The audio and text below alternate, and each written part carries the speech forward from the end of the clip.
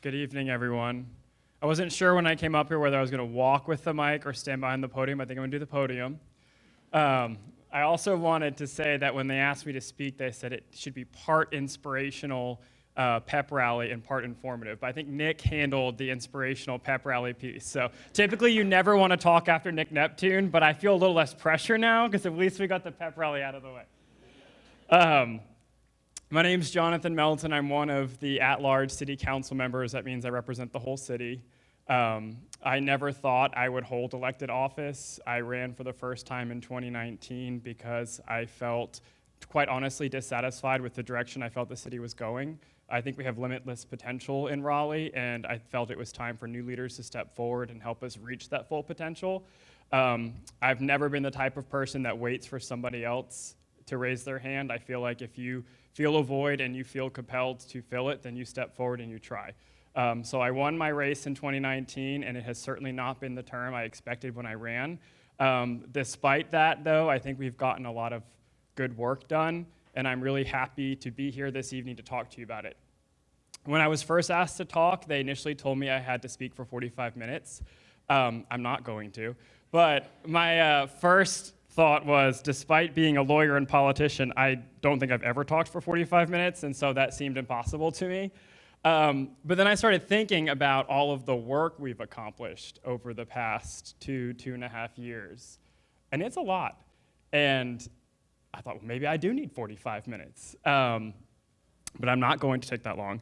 But if I think about everything we've done, I can kind of put it into, I guess, 3 big categories. So we've got equity and access, housing, and multimodal transportation and transit. So I do want to take a minute to sort of walk through those things and sort of highlight the work we've done, because I think when we're looking at the state of the city, we need to take stock of where we are and what we've accomplished, and then look to what we're going to be doing next. So for equity and access, something I campaigned on and I was very proud that we were able to accomplish fairly early on was we created a police advisory board, something that I know the community has been asking for a while. We actually approved and started that process before the murder of George Floyd, and it became even more important that we had that in place after the murder of George Floyd and everything we saw over the summer into the fall of 2020. We created the Acorns Unit, which is a police unit that works with social workers instead. So they now have social workers on staff that they will be sending with police officers for certain calls.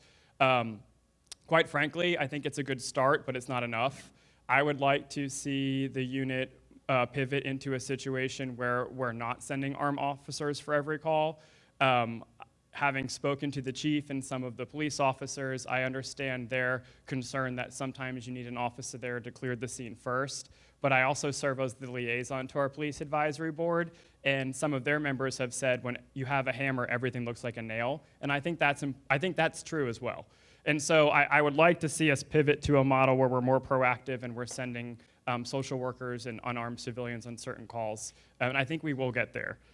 We are also in the process of looking at our 911 call data to figure out alternative responses and other ways to be helping the community, and so that work will continue.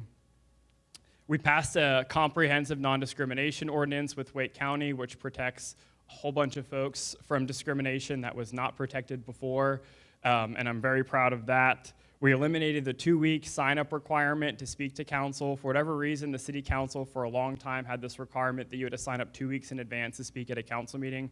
I don't know who's thinking 2 weeks before a council meeting to sign up to speak. I don't think anybody is. Quite frankly, I think sometimes folks don't even know there are council meetings happening, and they certainly don't know 2 weeks in advance. So eliminating that requirement, I think, was important.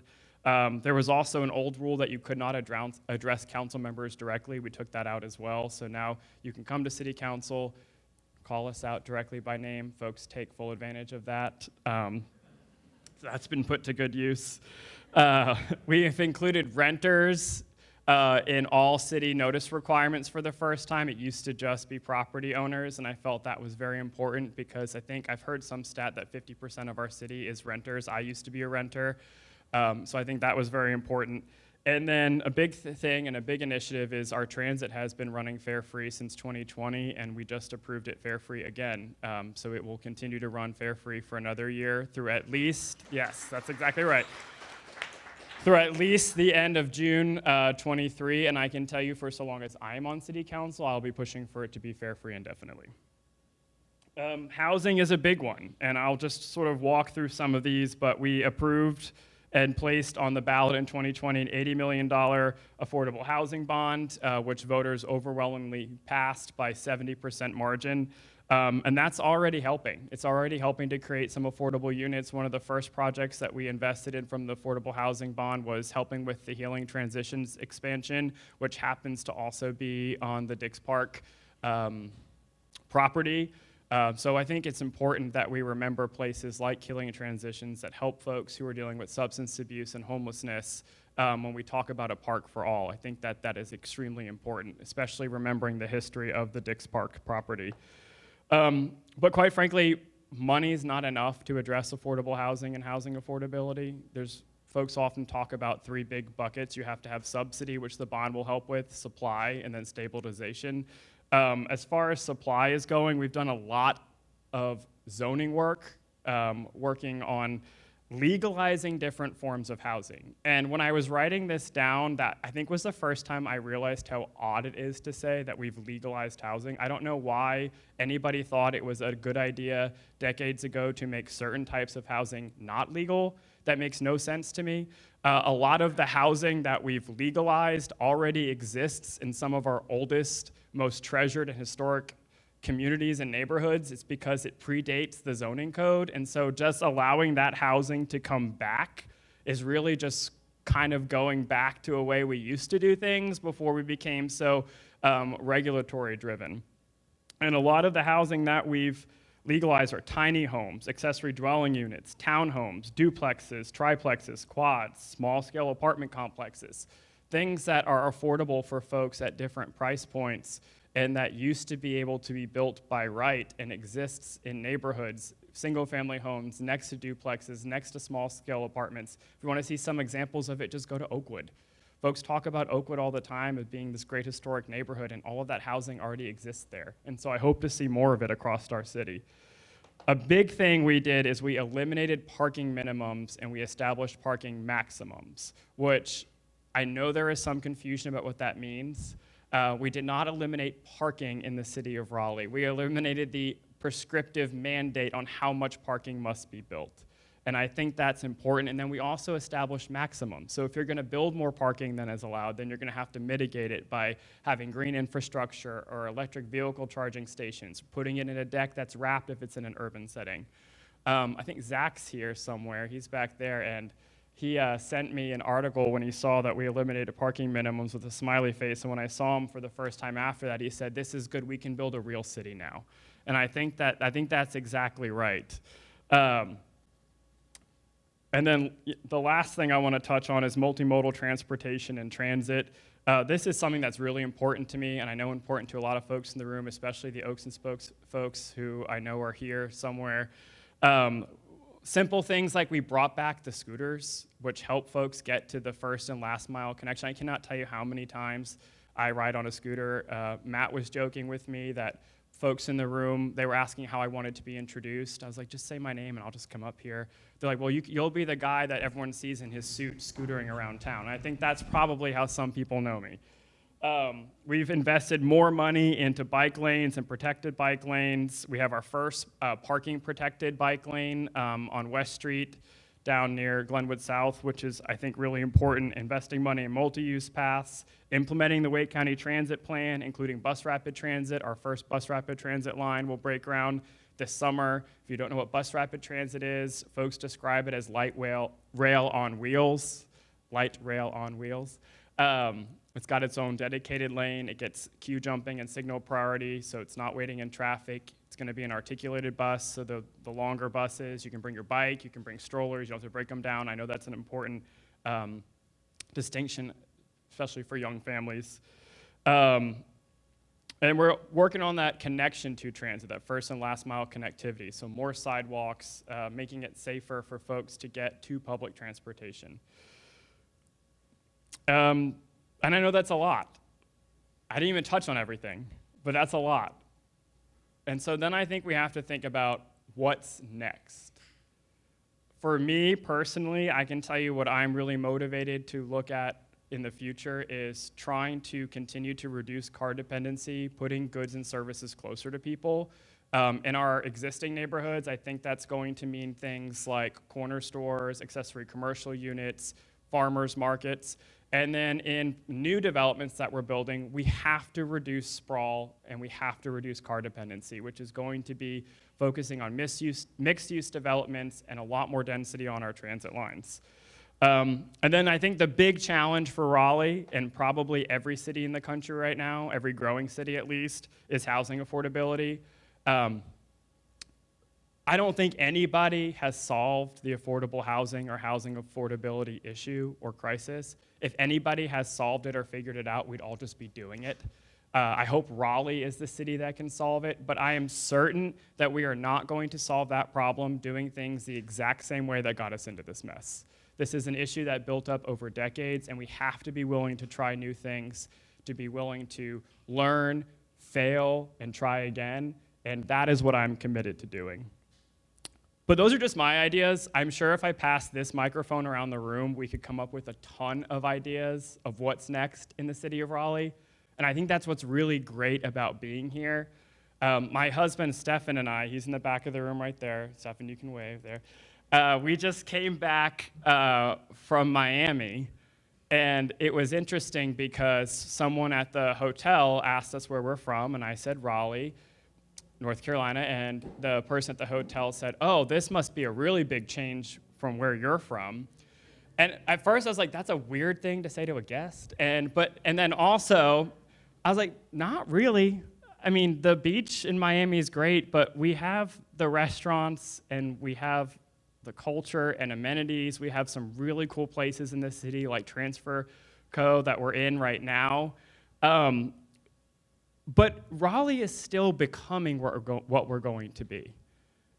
It's a great place to live and work right now, but we're still becoming what we're going to be, which makes it a really exciting time to be here, I think. And I think it's a really exciting time to be on city council, to be working in the community, and to be attending forums and conferences like is going to be put on over the next 7 days. And so I would think that the charge for everyone in the room should be, what do you want Raleigh to be? I think it's going to take all of us together. And so while we're here tonight and over the next 7 days, I think we think about that, we come up with our best ideas, and then as a community, we make it happen.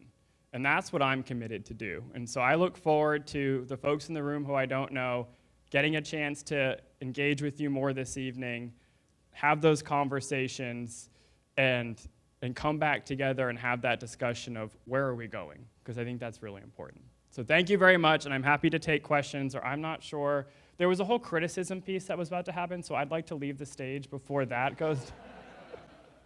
Or I'm happy to stand up here while we do that.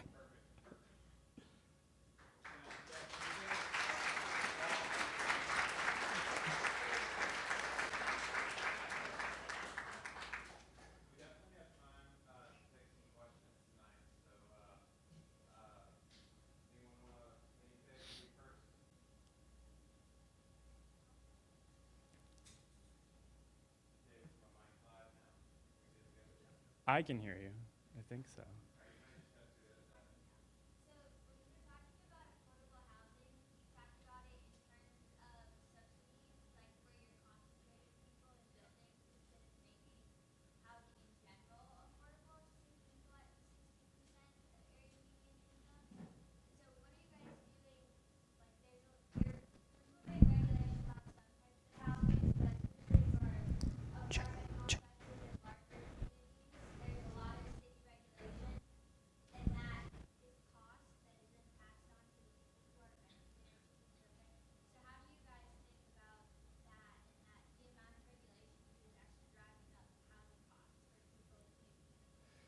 Yeah, so when I say, so the question was about regulations that are driving up housing costs for folks, especially like in bigger developments, apartment complexes, stuff like that.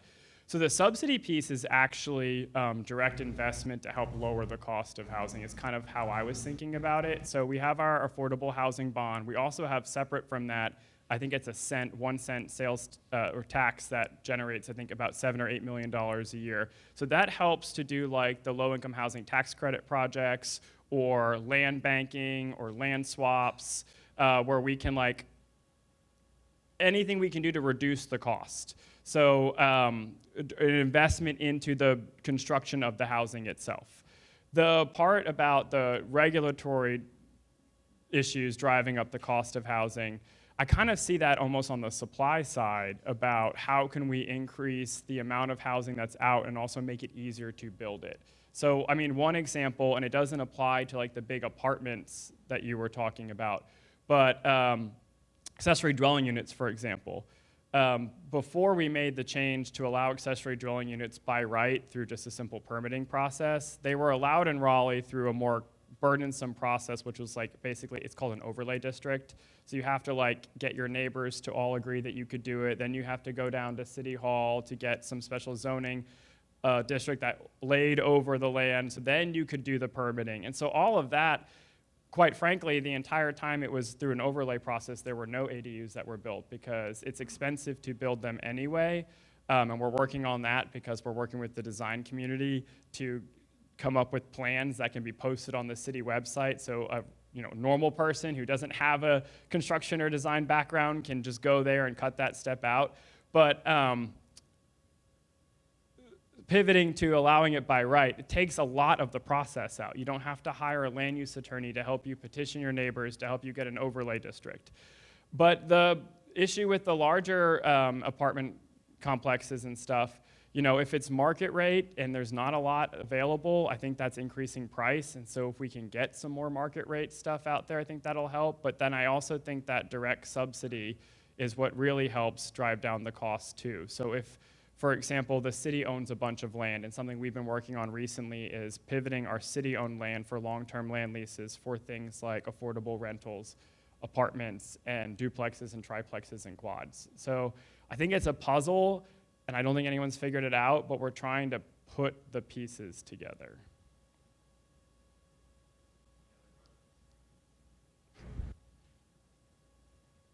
Just go ahead.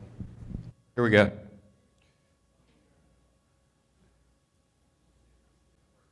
It did for a second. Do you want me to just bring this mic out there? Do you want to come up here?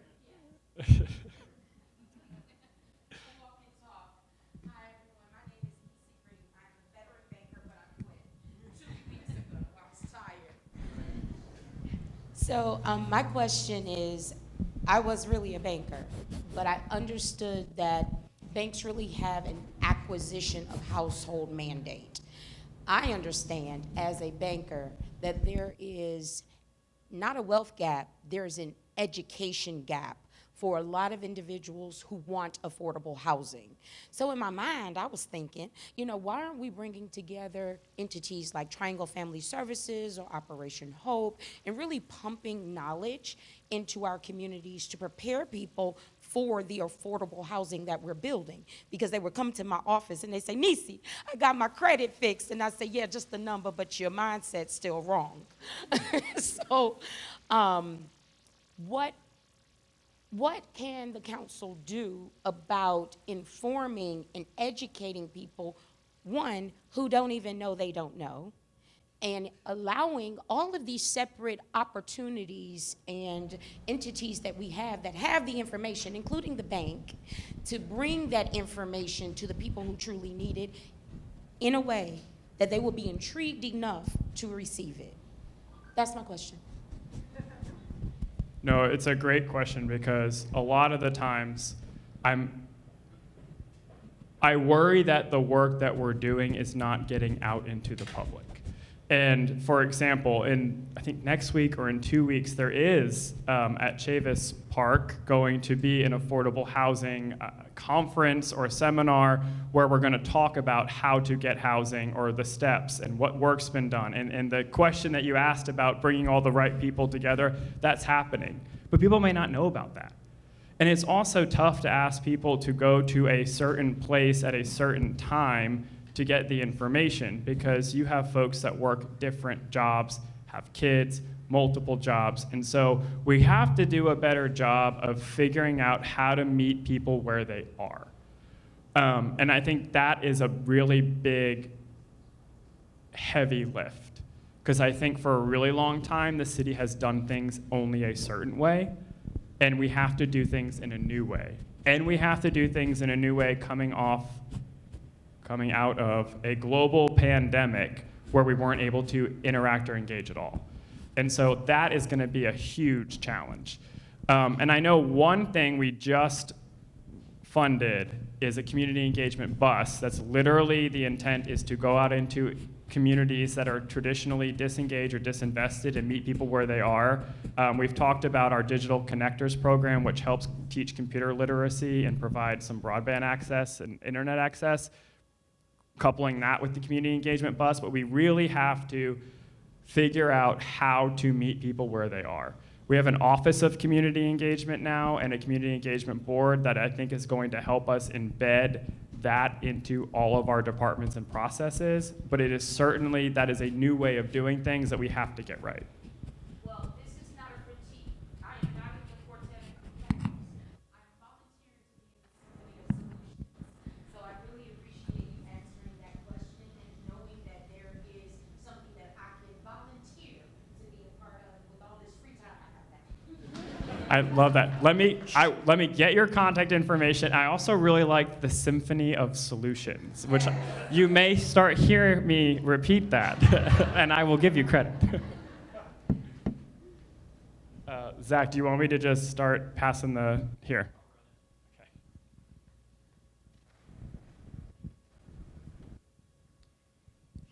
Do you have programs to engage landlords to help them to provide subsidized housing if they're interested?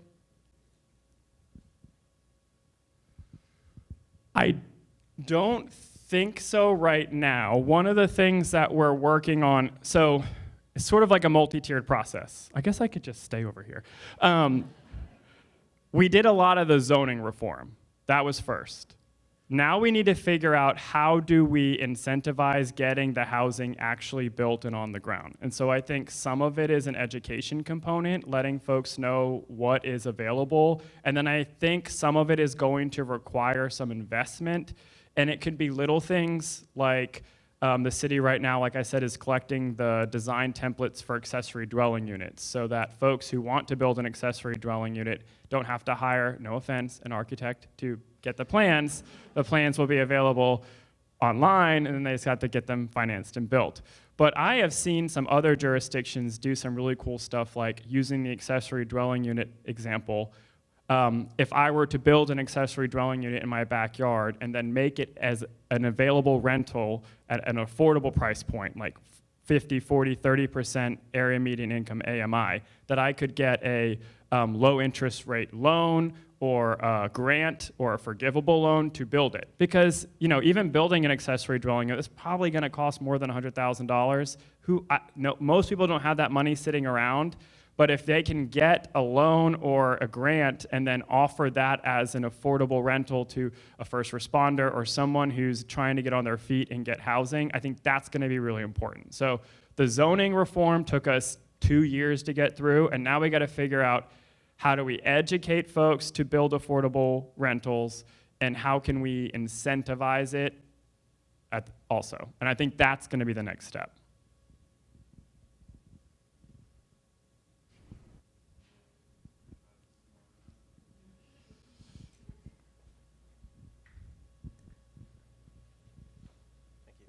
I'm a long-time downtown Raleigh resident, and I live in Mordecai, and it's completely changed. And I understand that's a big problem, but also a blessing. Do you have, as a council, any Are you looking at the gentrification issue and how it's pushing out middle-class families? Because also I teach downtown, and I've seen my students be pushed out also, and it's becoming a bigger problem. I know there's no easy solution, but is it on your radar, and do you have any plans? So when I first started talking, I said how I never thought I would be in elected office, but I felt compelled. That is a big part of why I ran. So when I moved back to Raleigh after school, I was working for the state of North Carolina. It was a great job. I did not make that much money. And I had student loan debt and credit card debt. I really struggled to find anything I could afford to rent. I was working downtown. I wanted to live downtown. I couldn't find like a garage apartment or a basement apartment, which are accessory dwelling units. I didn't know that at the time, but they also weren't quite legal, so that's why we didn't have a lot. My friends at the time were living in DC and other places renting those types of units. I couldn't find like a duplex or a single room to rent. And so I kind of lucked into my house, which is in Southeast Raleigh. The landlord at the time knew someone I went to college with. He rented it to me really low, and I lived there and rented it for a long time. And then when I had enough money, I was able to buy it, and I lived there since. But I think that's a lot of what we're seeing is there's just immense pressure in the city right now, and it's a multi-tiers problem. I think first, and I will just be very frank, there are parts of the city that were closed off or fought off development for a very long time. They fought off change. And so what happened is new residents, folks like me, young professionals, young families, they all flocked to areas of the city that were traditionally less expensive and less invested in. And that is quite frankly Southeast Raleigh and every area around there. And so the folks who were there for a long time are now at risk of displacement and gentrification because there's just all of this pressure and it's all flooding into certain parts of the city. And so I don't have a solution to the problem. I can tell you that I was a symptom of the problem myself. It's why I ran for office, and it's a big part of why I want to continue to do this work, because we have to solve it. We can't grow as a city by pushing out everybody who's been here, or pushing out folks that, are the wage workers. And like, we have to have a diverse group of residents in the city, and we have to make space for everybody. And so I think it, again, goes back to increasing supply, making sure that all parts of the city are open for new housing development, so it's not a flood of pressure into Southeast Raleigh. But the unfortunate part is there's this backlog, because this is built up over decades, that it's just sort of flooding in right now.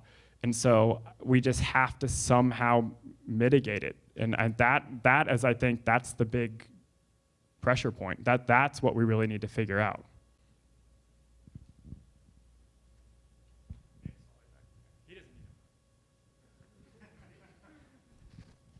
Thank you, Councilman. Just a quick sort of maybe point of clarification. The councilman, I think, is exerting a degree of modesty when he says he doesn't have a solution.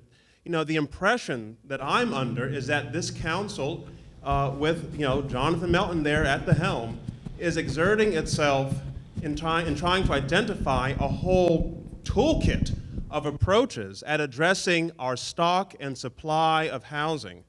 I think perhaps right now for many of us the sense is that we're getting a lot of luxury housing, lots of gold-plated condos and this and that and the other, but this city council, by addressing zoning, by literally passing text changes that would allow for a whole variety of different types of housing that we used to enjoy as a community, right? Reinvesting in that. I think it's like, in other words, we're doing everything we can, right, to use every tool in the toolkit to create housing stock and supply for a whole range, right, of affordability. Now, if I may, I'd like to ask the councilman if he would feel comfortable speaking to a pilot program that the city has launched to address the immediate and near-term concerns of those who are being displaced today. Because I think it's one thing to have a conversation about what we're trying to do with, changing the text and development code and making these long-term investments in transit, expanding both transportation and housing options along the way. But that takes years to put into place. But as I understand it, we have recently begun leveraging a, let's say, $1.5 million in a community support fund to support folks in trying to, keep them in their homes, right, in neighborhoods that are proximate to these major capital investments. I wonder if the councilman could speak to that.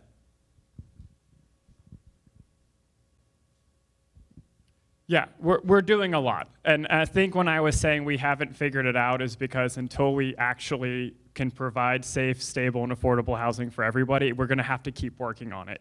And I think it is a huge puzzle that we're trying to put together. And I do hope that Raleigh can be the city that cracks the code and then everyone can just copy us. Because like I was saying, I think if any city had figured it out, we'd be copying them. But we are doing a lot. We have money to help keep folks in their home. I think we've allocated every dime that we've gotten from the federal government in COVID funds. We bought a hotel to help try to house some folks. I don't think it should take a global pandemic for the state and the federal government to give us money that we need to help with housing and transit and all of those things. We got it because of COVID, but quite frankly, I think cities are ill-equipped from a budget standpoint to do as much as they can if we had more money. And so I think a lot of that comes to lobbying the legislature and the federal government, but that's a whole nother soapbox. But simple things too. For decades, the city's owned a bunch of land. If you look out that window right there, there's some grass on a hill. The city owns that, has been empty for decades and decades. We're moving that into production for affordable rental units. I think that one's gonna be maybe a small apartment complex, but we're earmarking all of that for affordable at 30% AMI or less. So just doing things like leveraging city-owned land and offering it up for long-term land leases so we can control the affordability and not have it be affordable for the first owner and then it flips and then it's not. Like if we keep it a long-term land lease, we offer it up for a request for a proposal, folks build affordable rentals on it, we can control that longer. I think we just recently awarded Southeast Raleigh Promise, I think, maybe 26 city-owned lots for some affordable rentals. So we have to Nick's point, yes, we're doing everything we can. We've used every tool or idea that I've heard of, that I've read on Strong Towns or some blog. If anybody in this room has an idea, bring that forward. We'll try that too. Like that is the mindset we have to have.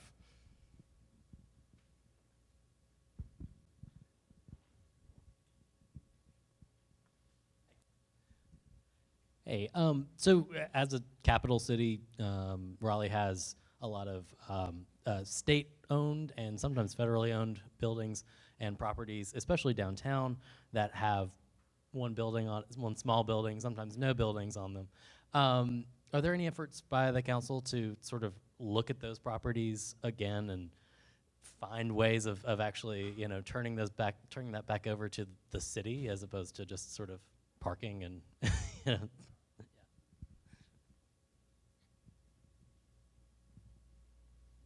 I hesitate talking about this because every time I try to bring it up, someone tells me to be quiet because it's like trying to catch like a rabbit. If you move too fast, it runs away. There's a really big piece of property on Newbern along our bus rapid transit line that would be fantastic to have. It used to be the DMV. It's state-owned. I think if we're trying on that. To your point, it frustrates me. I tell my husband this all the time. We walk or scoot everywhere we can. And to walk by just these like massive surface parking lots, gravel parking lots, buildings that are only occupied from 9 to 5, maybe Monday through Thursday. It is everything we're trying to do to increase housing supply, to have more walkable downtown, walkable city, green space. It's so hard because we're like there's like a huge weight strapped to our feet, and it's all the state-owned property. One thing that the prior administration, Governor McCrory talked about was this Project Phoenix, about trying to turn some of the state-owned properties into mixed use or offload them for housing or whatever. Quite frankly, it's probably one of the few things I agreed with Governor McCrory on, and it's not seeming to be a priority on the current administration, but maybe. But I hear you, and if we could take over some of that property, I mean, that was what I was saying too about the direct funding from the federal government and some of the state government for COVID. I don't think it should take a global pandemic for them to offer some support. And even if the state could offer up some land and say, here, we'll give you the land, put housing on it. I think that would be fantastic, but I don't know, maybe I'm sure they have other priorities that are distracting them. So, but we're trying.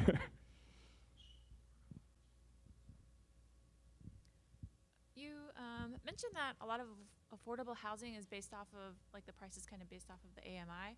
And I was wondering, with a lot of the neighborhoods that are going through gentrification, that median increases, is there something to kind of better regulate the affordable housing price, or does that make sense?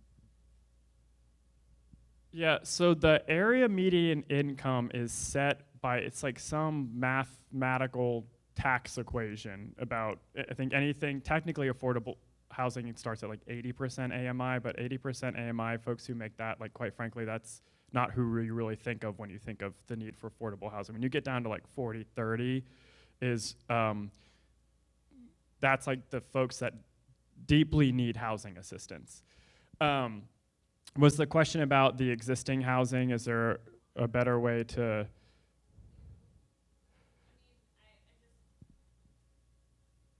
that price is the AMI is fluctuating with how.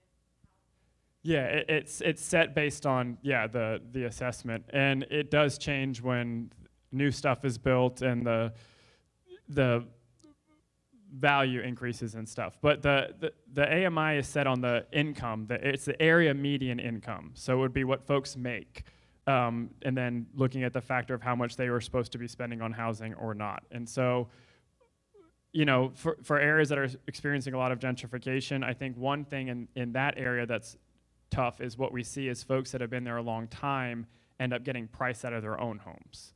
And so some of the stuff that we have programs available are like owner-occupied rehabilitation assistance. So like if you have things that need to be upkept in your house or money you need to put in, you can get assistance from the city and I think the county to do that so that you're not in a situation where you get like a lien against your property or nuisance or something like that, or the cost of the repair becomes so prohibitive that you have to sell it. The other flip side of that is there are folks that may be interested in cashing in on their generational wealth. Like you may have owned that property for a really long time and you may decide that now is the time to sell it because the price of land and housing is going up. But then how do you negotiate on an equal playing field? And so helping folks understand what their house is worth, I think that is something that the county or city could do more of. It's like having appraisers on staff or so folks can help them understand so there's not this like predatory buying. Because at least where I live, I mean, we get letters a lot that say, I'll buy your house. I got phone calls or text messages. And so if you don't really know what your house is worth, or if you're in a vulnerable negotiating standpoint, you may be taken advantage of. And so that is, I think, a concern as well. I think we got time for one more.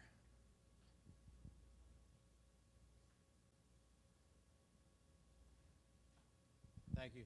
Jonathan, I appreciate everything y'all are doing to increase the supply of housing. It's awesome.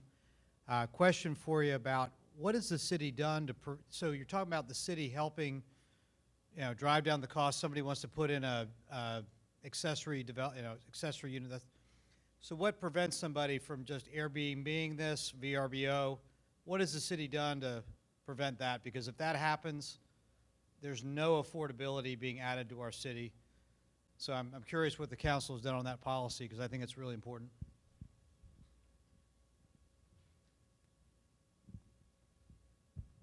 So that is a tough and good question that I don't have a great answer to.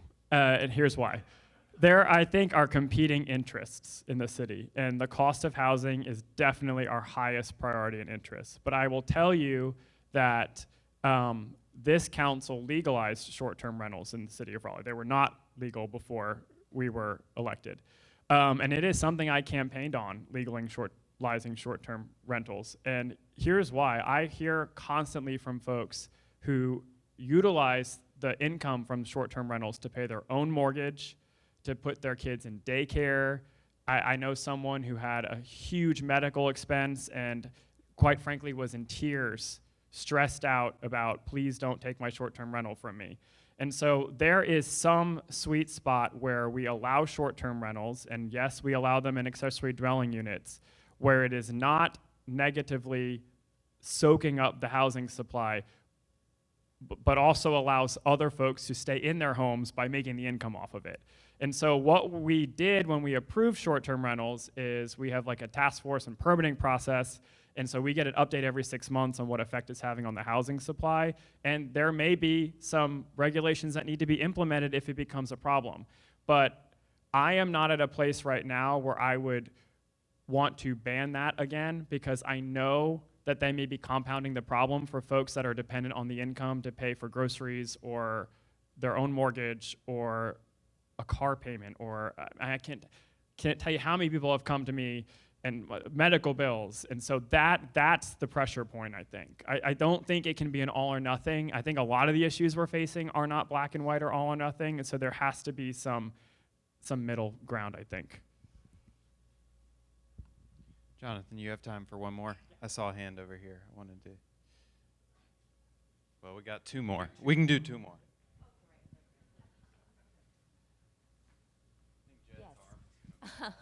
Yes. Beyond safe, comfortable, affordable housing, I want Raleigh to be a beautiful, healthy city. You know where I'm going.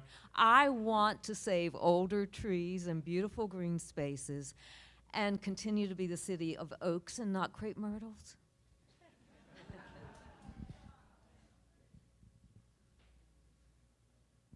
Well, you know this, but for everybody else, we have another text change that is being worked on to talk about tree conservation and replanting. We are the city of oaks, so that I know that is very important.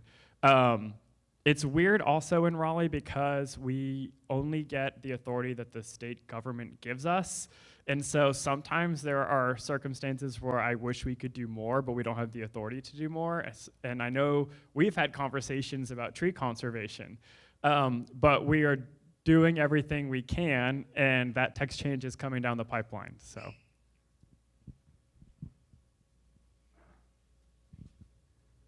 So this will be really quick. A lot of the stuff we've talked about, that you've talked about tonight, is really complicated. I think for those of us in the land use industry, in the development industry, we know that architects can't do this alone, developers can't do this alone, landowners, landlords, citizens kind of can't do any of this stuff alone. But what is something you would suggest kind of to the individuals here of what is something we can do as we walk away, either from tonight or this week, of what can we do to, I guess, try and help make Raleigh better?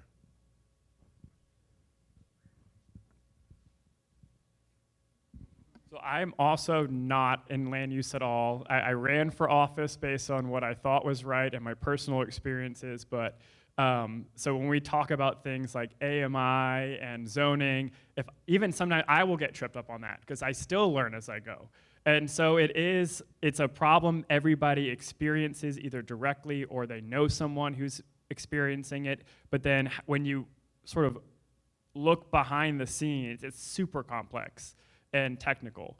But there are little things that we can all do. This may be a controversial one, but it's one I've thought about a lot, is a lot of the changes we've done recently, they don't apply in places that have homeowners associations, HOAs. We have no regulations there. And I read a book that quite frankly changed my perspective on everything called Color of Law, which talked about like how a lot of our zoning laws are implicitly or overtly racist. And we had restricted deed covenants. And when those got invalidated, a lot of HOAs popped up to try to, quite frankly, keep certain people and certain types of housing out of places. And so one thing when we do changes, folks say, well, this won't apply in places that have HOAs, so you shouldn't do it because it's not fair. I was like, no, we need to do it. And if you live in a neighborhood that is an HOA, run for your HOA board or talk to your neighbors and make changes. If you want to be more inclusive, that is something everybody can do. And so I think that's a big one. And I have no problem saying that in any crowd. So yes. And then talk to your neighbors and your friends and family members too. Sometimes everybody registers change as negative. It's just, I think it's inherent with humans. I do it. But so I think whenever you hear of a new apartment complex or a duplex going in your neighborhood, sometimes the initial reaction is, I need to fight this. But I think if we stop and think, what effect is that going to have on my kids or someone I work with or my grandkids? like, we have to make Raleigh more inclusive. We have to open up more parts of the city for development. We have to allow different types of housing, and we have to shake off this decade-long, this like systemic problem of exclusion. And so I think all of us, in some way, when we leave here, can work on that. Yeah, can we get a round of applause for Jonathan? Thank you so much.